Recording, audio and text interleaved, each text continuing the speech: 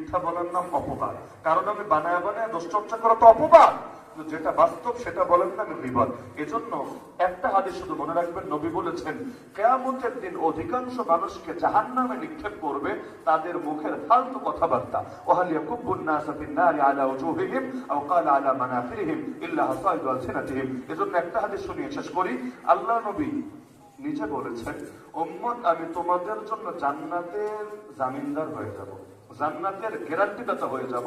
তবে শর্ত হলো তোমরা আমার জন্য দুইটা জিনিস হেফাজতের গ্যারান্টি দিতে হবে, দুইটা জিনিস হেফাজতের জামিনদার হতে হবে। সহজ দিন, আমরা দুইটা জিনিস হেফাজত করব, নবীকে গ্যারান্টি দিব, নবী আমাদের জন্য জান্নাতের গ্যারান্টি দাতা হয়ে যাবেন। পারবেন না মাত্র দুইটা জিনিস হেফাজত করতে?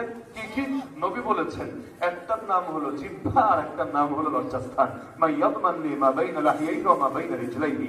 প্রথম অঙ্গটা আছে দুই চোয়ালের মাঝে, দ্বিতীয় অঙ্গটা দুই পায়ের মাঝে। নবী